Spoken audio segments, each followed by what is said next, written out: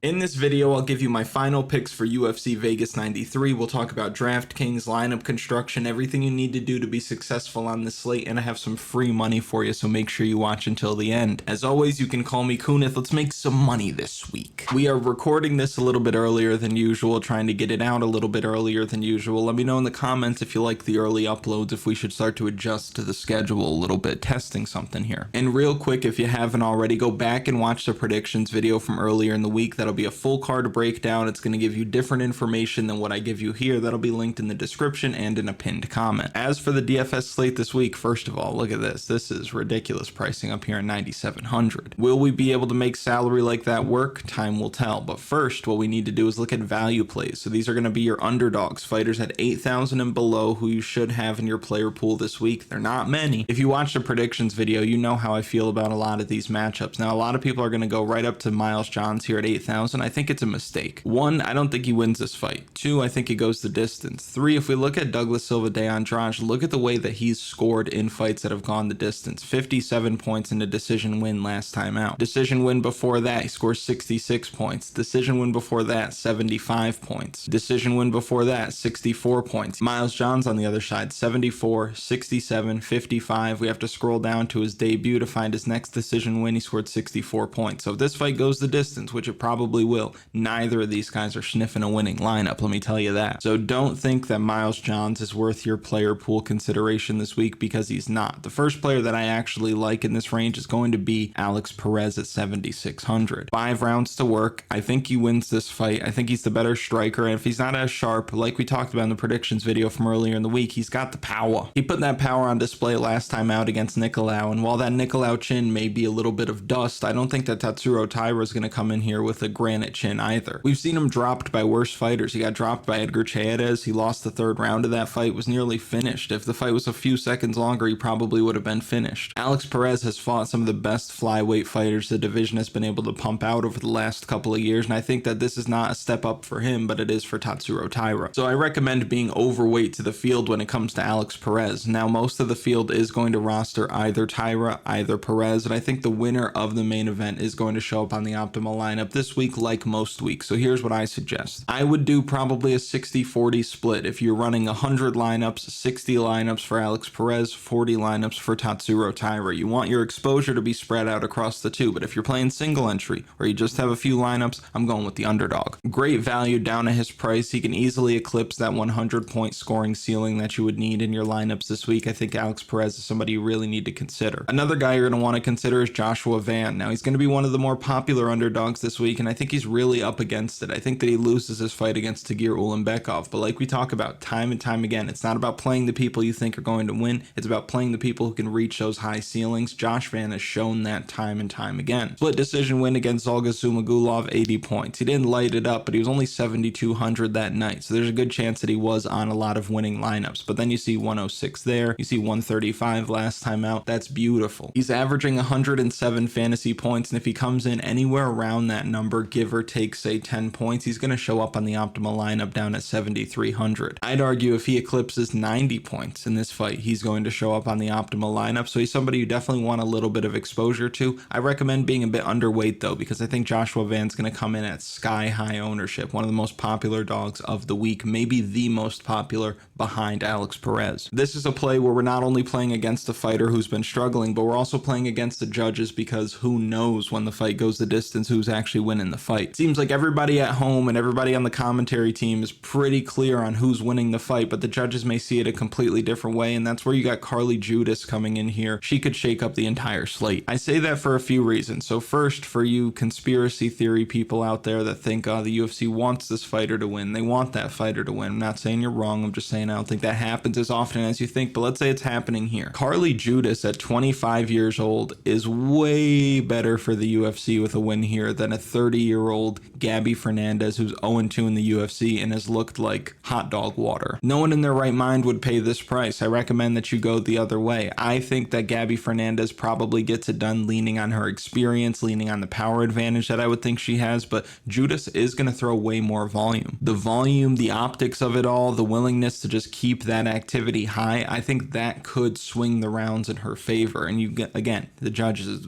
no one knows. She could be moving backward the whole time, but as long as she's being aggressive, as long as she's yelling, as long as she's doing more than the other person facially, it can throw these people off that are making the decisions that will change these fighters' careers forever. So give me Carli Judice as one of the better value plays of the week. We saw what she looked like on Contender Series, just throwing them. And I think that could overwhelm Gabby Fernandes. You're going to want her in your lineups this week, especially in like a single entry contest, you know what I mean? And really, there's only one more value play that I want to look at here, and it's Westin Wilson. Westin Wilson is somebody who people are telling me there's no way. They're talking about Jeka Saragih like he's Francis Ngannou or something, and I just don't get it. Feels reminiscent to the Robelis de Spain, Waldo Cortez Acosta fight from a few weeks ago, where one guy is just absolutely going to win, the other guy's going to get starched, and I don't know if that's going to happen. Now, it's a little bit different here because Westin Wilson's coming off of back-to-back knockout losses. Lost to Joe Anderson Brito because he rolled under for a knee bar and then just got pounded on, and then against Gene Silva looked gun-shy, looked apprehensive, looked uncertain, jumping into the pocket with his hands all the way down here, catching a 1-2. It didn't make any sense. But what stands out to me is you watch that fight against Joe Anderson Brito, he's shooting for takedowns. You watch the fight against Gene Silva,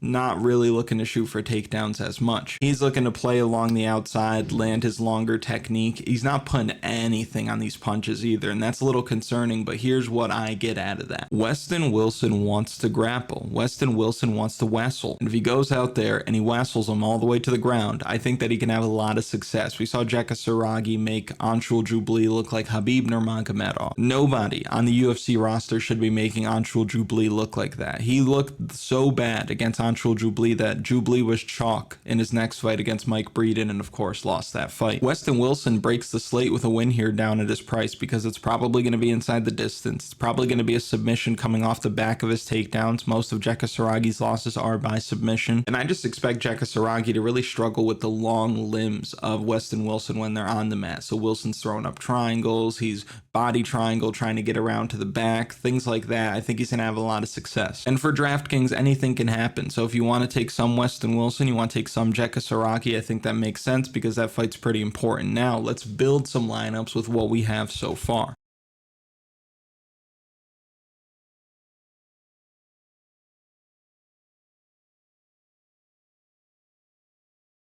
So we'll start with your cash game lineups. These are your 50-50s, head-to-heads, double-ups, basically doubling your money with less risk than what you're going to experience in big tournaments. So your cash game formula for the week is as follows. So typically we look to the main event to stack that fight for a high-scoring floor. I don't think that we're getting that this week. I don't think we're getting a fight that goes all that long. We are either getting an Alex Perez finish or we're getting a Tatsuro Taira submission in the first, second, maybe third round. So instead of stacking this week, we're probably going to double punt, but the first piece that's going to go into your cash game lineups is Aliskerov, minus 1,200 on the money line. The salary doesn't even match that. You're getting a winner there, and you're probably getting it in the first round. You just look at how he scored in the past, 108, 110. For your tournaments, I don't know if you go here because he has to score kind of like 120 to pay off that price, but we can live with him in the cash game lineups. It feels good. As for your punt play, so I'm not going to go down here to Trocoli just because we have Aliskerov in there already. Jose Johnson might get packed up. Jimmy Flick might get packed up. I don't mind Westin Wilson, but I think these are the beans I'm going to spill. Double female dog coming at you with Judice and Polastri. I think one of them probably gets their hand raised. Which one could be either. Really doesn't matter. If one of them does and you started your lineup this way,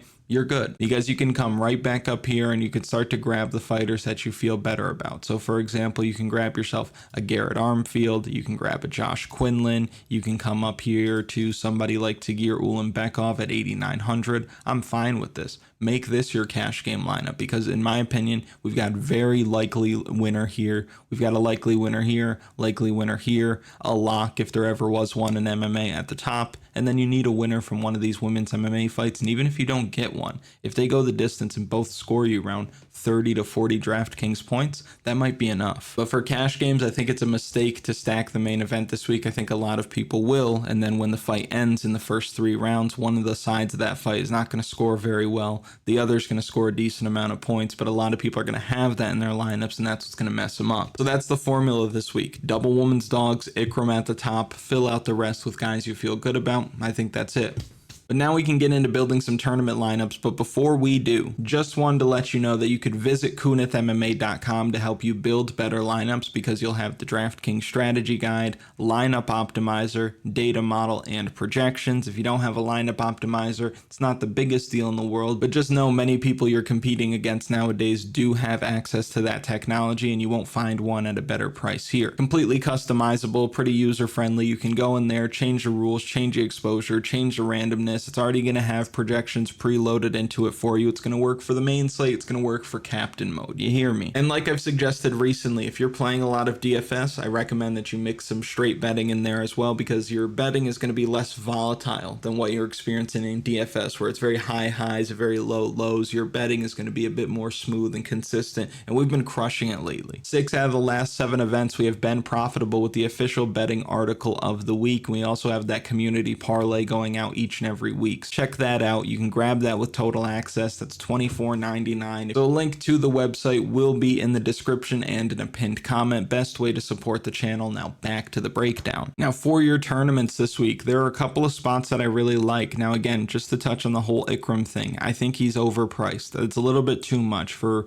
what this slate looks like, for how starved we are when it comes to underdogs. I think that Ikram is a little bit too much. I love me some Almabaev, however. I think his ceiling is much higher. We've seen him come out here, score 118, 105, and this is 118 in a decision because of these takedowns that he's getting against Jose Johnson. They should be coming easy and often. So I think Almabaev can absolutely light up the slate, and I think he's money better spent than what you might get with Ikram at the top. Saving 200 salary, it could make a big difference later in your lineup. Nate Maness is also very interesting as well. He's scoring well in fights that he's winning, mostly because he's finishing these fights. You look at that decision win in his debut, 73 points. That's not going to cut it. But since then, he has won with 100 points, 104, 119. If we just look at Jimmy Flick's last 2 losses, or his only 2 losses in the UFC, second round knockout from Costa, first round knockout by Charles Johnson, that never happened. So the likelihood of him being knocked out by a big, strong, powerful flyweight like Nate Maness, very, very high. Love him at 9,400. I like him more than Ikram. Knutson, Fernandes, neither of them will make the lineup.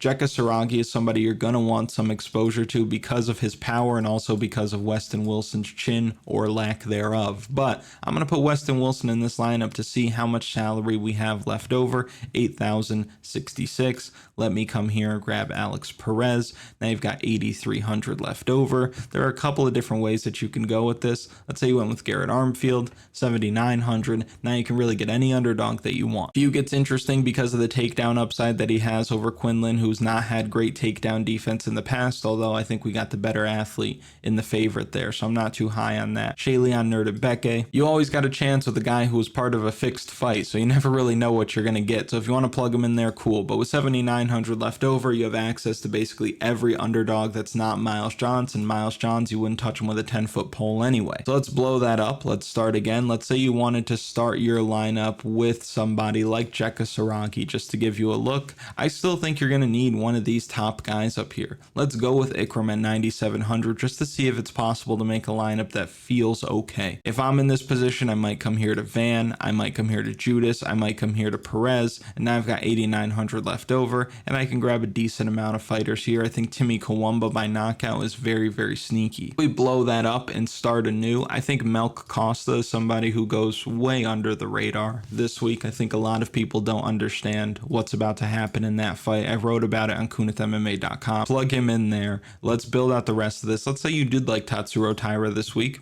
Totally okay. Tatsuro Taira's lit it up. 102, 99, 103, 107, 97. He has never flopped. You can argue there were times where he didn't totally pay off his salary because he's always been a big favorite, but he's not as big of a favorite this week. So if he just goes out there and does what he does, he's optimal. Now, let's say you wanted to go with Tagir Ulanbekov at 8,900. Now we got to mix in some dogs. Let's say you went with Polastri. Let's say you came up here to somebody like Westin Wilson. 9,900 left over. You have the choice between Ikram. You have the choice between Almabaev. I would probably go here to my boy Asu. I don't mind this lineup at all. If I had to make a different change, I might come out and take out Taira and put somebody else in. Maybe somebody like a Cuamba. Maybe somebody like a Garrett Armfield, for example. If you put Quinlan in there with that knockout upside and you've left more salary salary on the table. That's a great way to get different as well. And one thing I want to walk back a little bit earlier when I was saying if you have 100 lineups, you might go 60-40 split with Taira and Perez. I think that's a little bit too much. If you have 100 lineups, I would recommend maybe 70 to 75 of those lineups having one side of the main event, still with that 60-40 split, just proportionally, you know what I mean? But this week's main event doesn't look like a must roster by any means, so I don't think you need to feel compelled to absolutely get there. Now, let's build a different lineup with a little bit of a flavor we haven't looked at yet. And by that, I mean, let me just plug in what I expect to be the chalkest chalk anybody has ever chalked up before. So Joshua Van, I think everybody and their mom is playing Joshua Van this week. Tatsuro Taira at 8,600, I think will be the more popular side in the main event. He's the favorite, so that's not a surprise by any means. Nor do I think he'd be a bad play based on what we've talked about.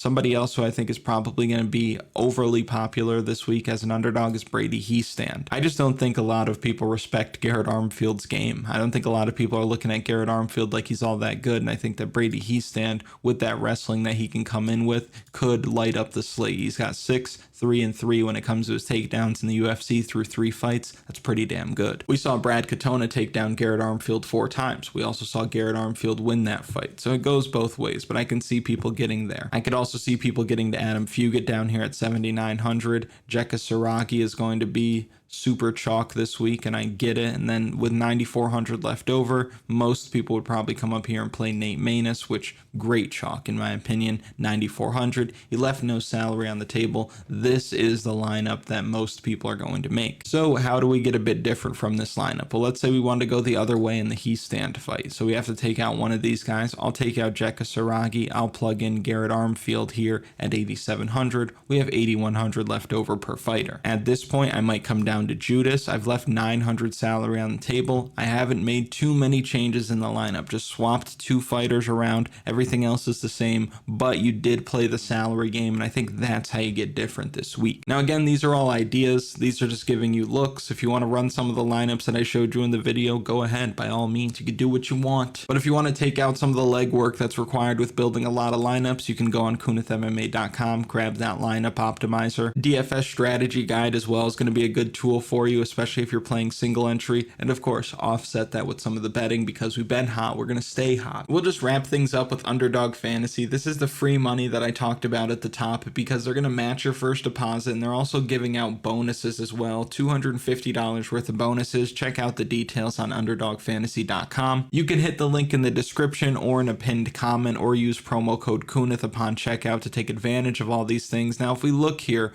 what we can do is come up with the can't miss slip of the week. There are a couple that I think are just, the line is wrong. First is Tatsuro Taira's fight under, or rather lower than 15 minutes of fight time, so I think it goes under 3 full rounds. Another spot that I like is lower than 10 minutes in the fight between Almabaev and Jose Johnson this week. I like under 4.5 minutes in the Ikram fight. And there's one more spot that I really like this week. I think the line is just ridiculous, and that's Carli Judice with 65.5 significant strikes. We're going to go higher on that number. So 4 picks times 10 multiplier. So let's say you threw $10 in there, it's going to pay you out $100. You can use the insurance as well. They call it flex on this site. Basically, you don't need to be perfect to still win money, but I like to just go with the standard. So again, you could play that on Underdog Fantasy. Use promo code Kunith when you're making your first deposit, or hit the link in the description. They're going to match that first deposit, give you as many bonuses as they can. Very competitive market that they're in right now, so they will aggressively pursue your business by giving you free cash. And if you've made it to this point in the video, thank you so much for watching. I really do appreciate it. Make sure you like the video, subscribe to the channel, hit the various links in the description to do all the things the links in the description are put there to do. And I wish you the best of luck with your bets and your daily fantasy for UFC Vegas 93. Let's go.